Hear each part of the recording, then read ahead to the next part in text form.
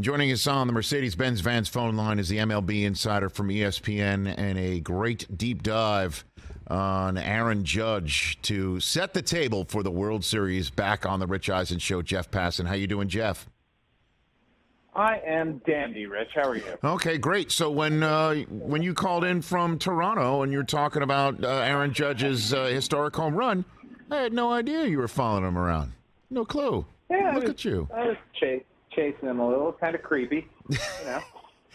So there were a couple chases going on. One of Maris and you of him. So what did you glean from your hanging out or being around Aaron Judge during that time, Jeff? You know, I think he's still a mystery to a lot of people, and nobody in the Yankees organization really has a great sense of what he's going to do, which honestly is about the best position that you could put yourself in when it comes to free agency. Now, maybe that changes when you put your expectations out there, and maybe you want a number that is so astronomical that it's laughable and that there's festering ill will that the organization may not know about, or that there are, hard feelings still from the contract offer that came back in April.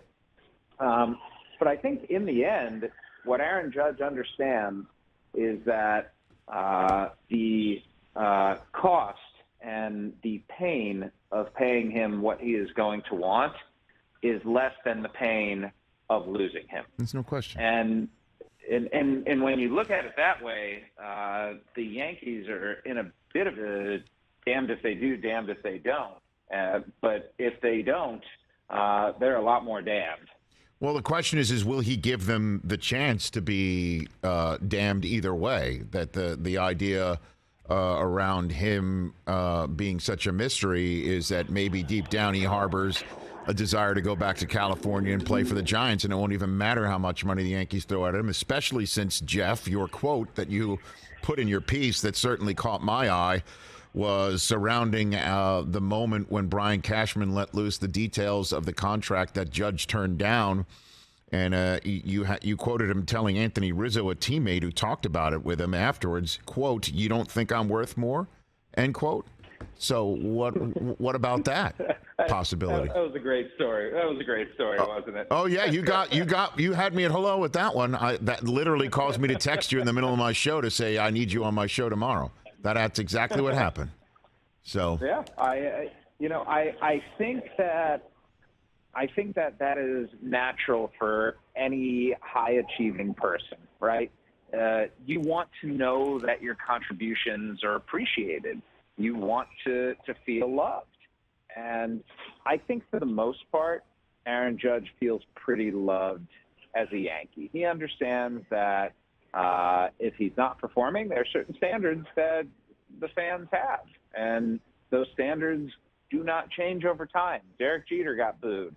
And Derek Jeter is the most unimpeachable Yankee, since what, the 50s? Like since Mickey Mantle? Since Yogi Berra?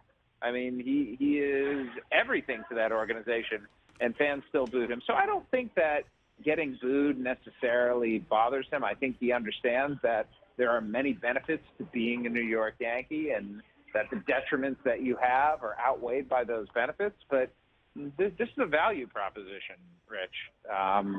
You add up all of that great stuff that being a Yankee is, along with the bad stuff, and you add up the great stuff that comes with, if you're a Dodger, being on an extremely successful team, and if you're a Giant, being on a team that's got a ton of money to spend and is an hour and a half from the small town you grew up in, and a Met, and a Padre, or a Mariner. You can look at all these different places, and in the end, I really do wonder, is money going to be the tiebreaker? Because money connotes value, right? Money says, this is how much we value you. We can say it all we want with our words, but we're going to show you instead of tell you.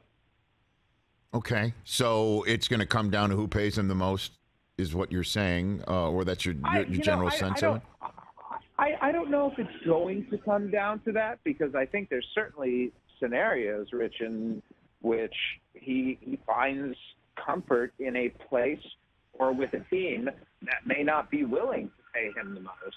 But I think that to discount money as being an enormous factor here would just be ignoring human nature and ignoring the idea of achievement and wanting people to recognize that achievement in as many ways as they can, including the most tangible, which is how am I going to compensate you for your achievement. So what do you think the timeline is on this once the World Series is over? Or has it started? Have the Yankees already reached out to him, or the Yankees are still trying to figure out who's doing the reaching out? I'll be honest, I don't have a great sense on the timeline at this point. You know, I look in the past at big free agencies. I look at Bryce Harper and Manny Machado. They didn't sign till February. I look at Corey Seager. He signed in November. The market has not established itself at this point yet.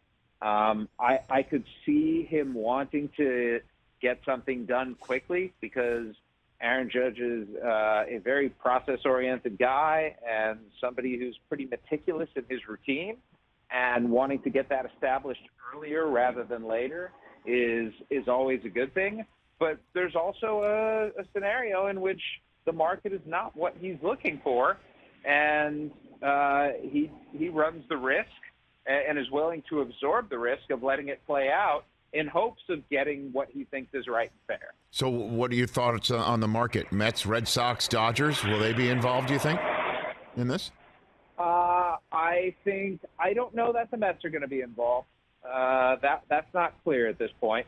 I do think the Dodgers will be involved, and I think a lot of the Red Sox depends on what happens with Rafael Devers, because I don't see them extending Rafael Devers and signing Aaron Judge.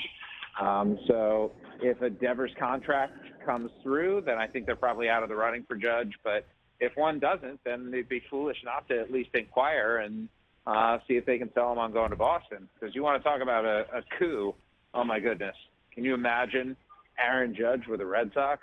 Well, I mean, Lord. You would be derelict of duty if you represent Aaron Judge and don't get the Red Sox involved and in the most public manner possible. I mean, that would be honestly that's. I mean, what is that straight out of the Scott Boras playbook? I mean, so put it all together. It's going to be a monster story in baseball, certainly because it involves Judge, the Yankees, and then also Jeff Passan here on the Rich Eisen Show. Part of the reason why I wanted to talk Judge with you is not only your remarkable piece with ESPN Plus, ESPN.com, and so much more, is the fact that the Yankees got swept by the American League champion Houston Astros, and one would think that in order for the Yankees to finally get past the team that Bob Costas called the Yankees' daddy. I mean, even Costas is getting in on that sort of language, right? So you'd have to have Judge there. You'd have to, right? I mean, and so my sense is, like, how does the ALCS inform Judge and the Yankees and how they can put together a team to get past Houston for a change, do you think? This is where it gets kind of problematic for the Yankees, right? They have not shown a willingness to go payroll-wise where they have gone in the past into the extremely high 200s. And I like 3 years ago, I would have bet every dollar I had that if a team was going to exceed $300 million, it was going to be either the Yankees or the Dodgers, and here it's the Mets. So not only are the Yankees being outspent these days, they're being outspent by the other team in their city. So when you look at what their payroll commitments are for the future, it's around $200 million for next year. And boy, oh boy, $200 million, you add another 40 for Judge, and then you got to add a whole lot more on top of that because the team you put together, frankly, just isn't good enough. It's not good enough to beat the Astros. You can make an argument that it might not have been good enough to beat the Mariners, which is a wild thing to say. But I was talking with Lance McCullers after the Astros won the ALCS in a pretty stunning sweep against. Well, no, it's not stunning. Convincing sweep against the Yankees, and he was talking about how he thought nobody else would have beaten Seattle, and maybe that's just the Astros' way of pumping themselves up. But I think in a series between Seattle and the Yankees, it certainly is not going definitively in the Yankees' favor. I mean, Cleveland took them to 5 games, and I think Seattle was a markedly better team, especially for the playoffs, than Cleveland. Well, you just named many teams, all of them, who put the ball in play more than the Yankees. Yeah, I mean, they are like that proverbial basketball team that shoots threes to win. That they can win a lot and they can blow you out and they can come from behind.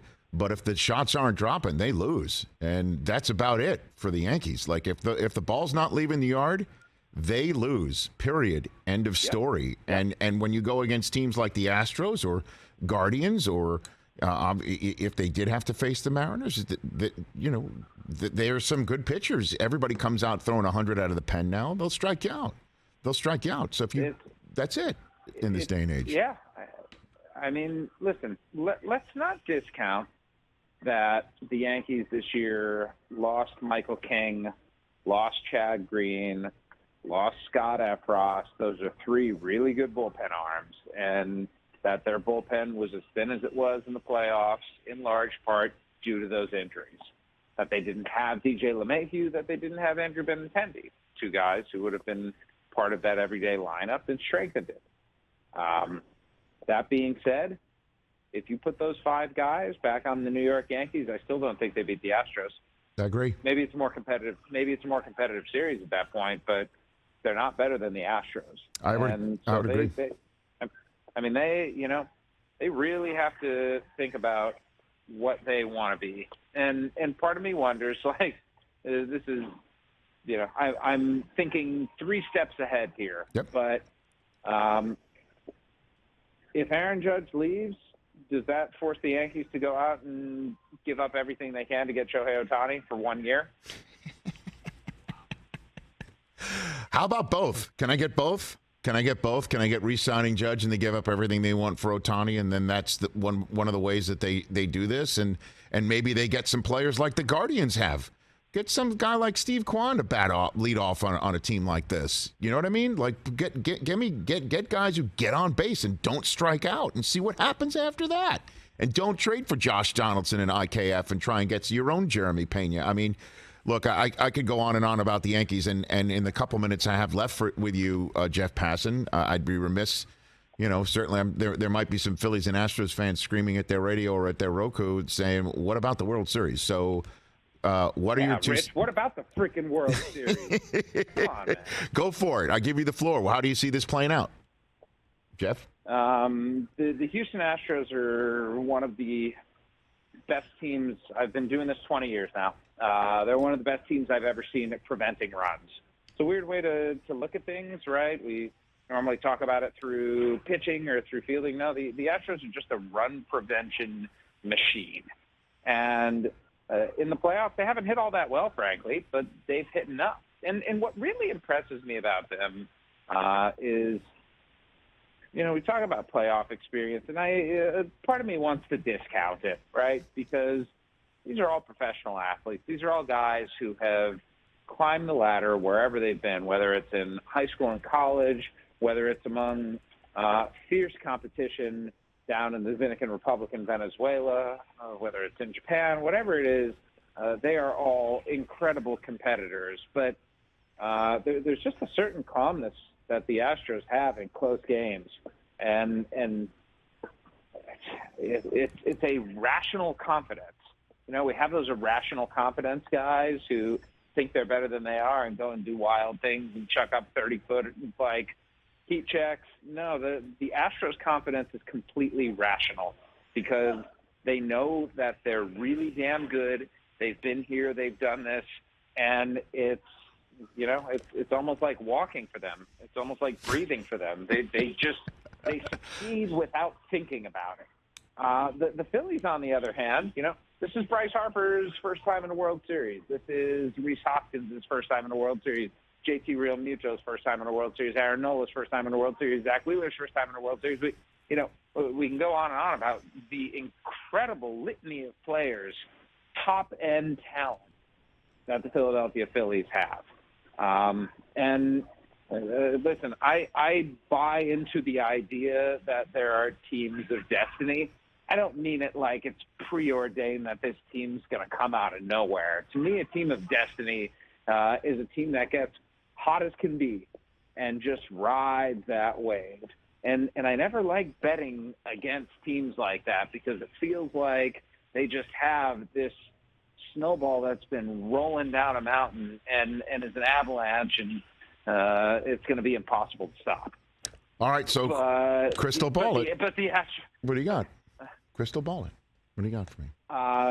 The Astros are that giant torch that will melt the snowball, and I've got them in 6. Okay. Listen, I can equivocate here by saying I see a path for the Phillies to win, and I do.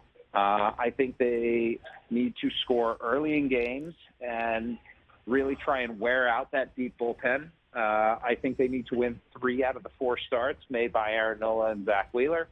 And I think they need to significantly limit defensive miscues because that is an area in which they struggle.